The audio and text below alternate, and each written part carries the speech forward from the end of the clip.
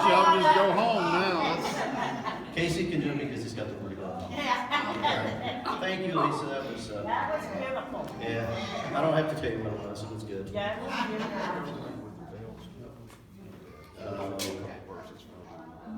From the pastor. So it would start at 23 verse 32. and then go down to verse 1. Next verse. Okay. Casey asked me if I would read the scriptures for him. Casey's visually impaired. I don't know how many know that, but I'm thankful for Casey and his willingness to serve.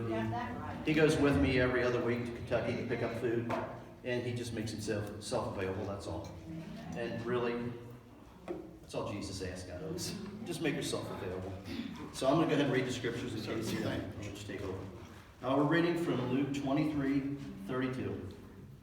And there were also 2 other malefactors led with him to be put to death. And when they were come to the place which is called Calvary, there they were crucified, and the malefactors, one on the right hand and the other on the left. Then said Jesus, Father, forgive them, for they know not what they do. And he parted his raiment and cast lots. And the people stood beholding, and the rulers also with them derided him, saying, He saved others, let him save himself, if he be Christ, the chosen of God. And the soldiers also mocked him, coming into him and offering him vinegar, and saying, If thou be the king of the Jews, save thyself. And a superscription was also written over him in letters of the Greek, and Latin, and Hebrew. This is the King of the Jews. And one of the malefactors which were hanged railed on him, saying, If thou be Christ, save thyself and us. But the other answering rebuked him, saying, Dost not thou fear God, seeing thou art in the same condemnation? And we indeed justly, for we receive the due reward of our deeds, but this man hath done nothing amiss. And he said unto Jesus, Lord, remember me when thou comest into thy kingdom. And Jesus said unto him, Verily I say unto thee, today thou shalt be with me in paradise.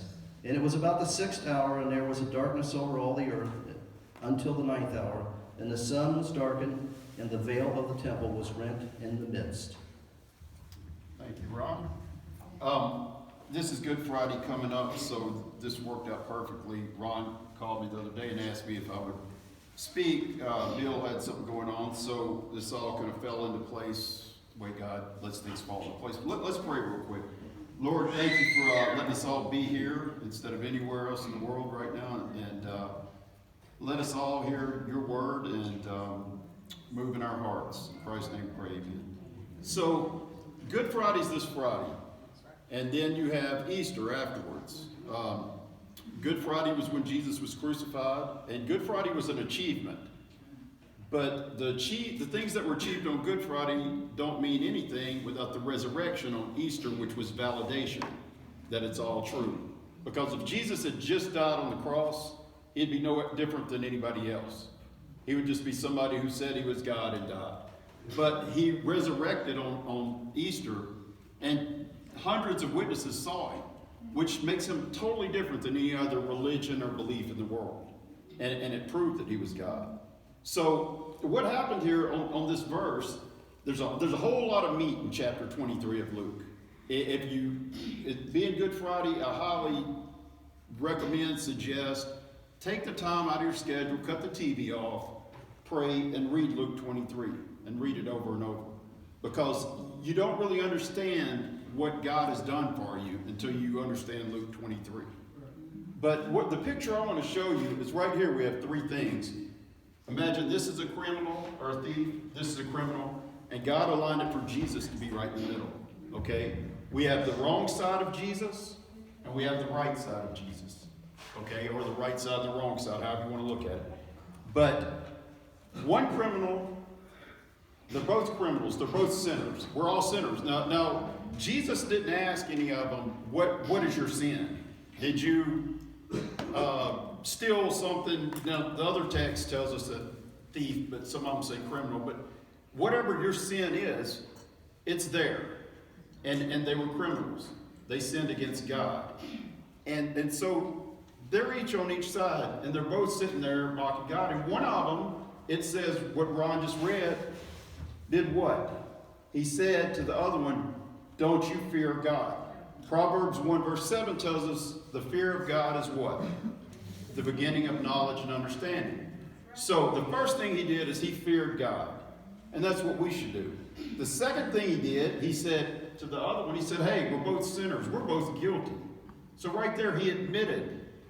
He admitted he's a sinner and he's guilty. And then the third thing he did is he cried out to Jesus. And he said, Father, don't forget about me. He believed in his heart. He believed. And if there was ever somebody who did not, or who had a reason not to believe, it was him, because he's sitting there right next to him on the cross dying with him. You know, his whole face should have been shattered. But instead, he got out of the worldly mindset that the thief on the wrong side had, and he got on the right side with an eternal mindset.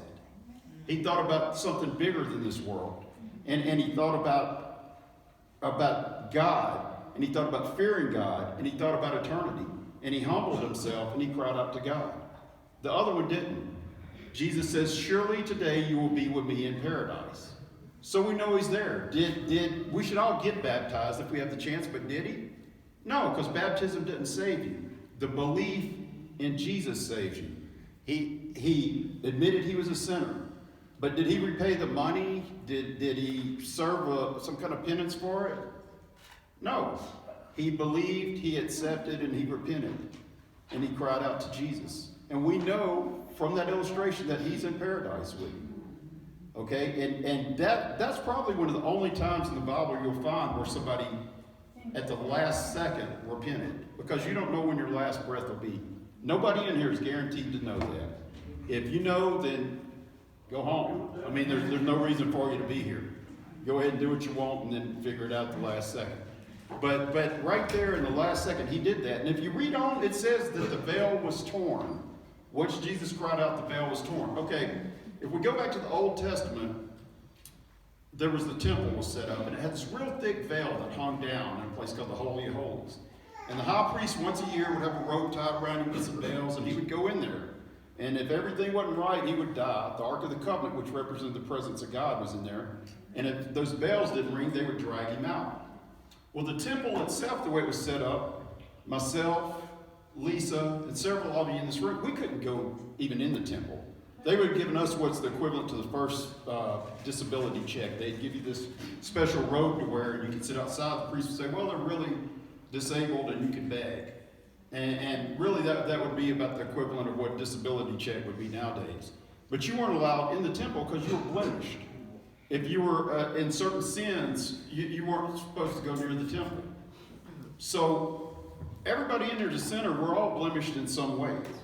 But when Jesus died, what happened? His arms were stretched out. This one's holding God's, and this one's reaching out to you. And when he died, it gave us all access to the temple. That's why the veil was torn, from the top, from God, down to bottom, to the earth. And we're not talking about just a little sheet that tore.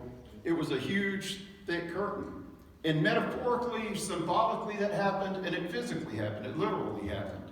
And that's the beauty of God working it out. But it did that so that we can all come into the presence of God through Jesus' death.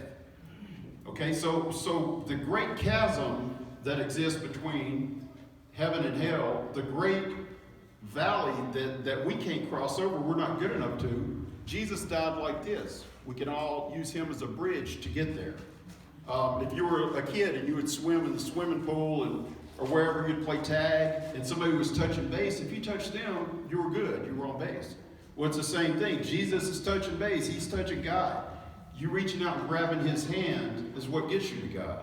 Now, what do we do as humans? We tend to let go of his hand. We tend to let go of his hand to do things we shouldn't, whether it's drinking or smoking something we shouldn't or whatever. But we want to cry out to Jesus. We want to hold on to his hand. We want to be like the thief on the cross. There were two thieves. This is a perfect illustration. One accepted, one rejected. One's in heaven, one's in hell. It's that simple, all through crying out to Jesus. And the veil was ripped there. We can all be in the presence of God, whether you're disabled, whether you're flawed, or whether you're a high priest or a low priest, or not a priest. The ironic thing too is Jesus came from the lineage of Melchizedek. Melchizedek was the only high priest who was also a judge in the Bible. And he's laid to do both because Jesus is God, he judges, but he's also the high priest who is going into the temple for you. He's there with you, so you can be in the presence of God. And you just have to cry out and ask. If you also notice, now this version of the King James said that this all happened at Calvary. The other versions will say Golgotha. Golgotha means the place of the skull.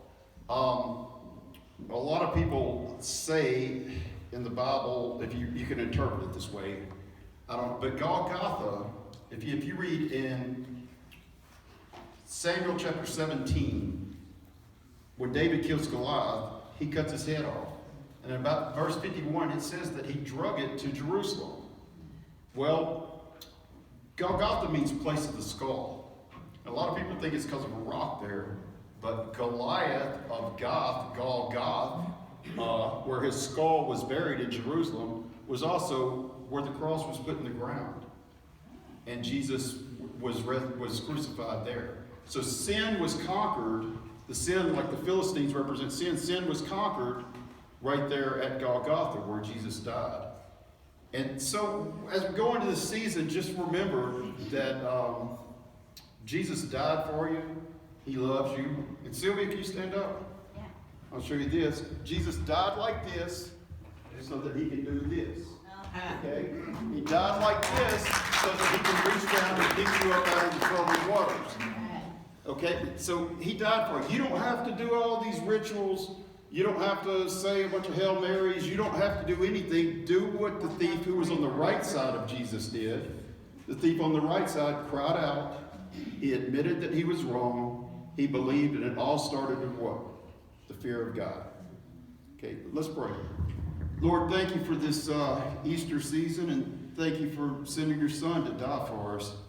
And thank you for your word and for letting us all to be here. And help us to keep you in the front of our mind and to lead others into your kingdom. In Christ's name we pray, amen.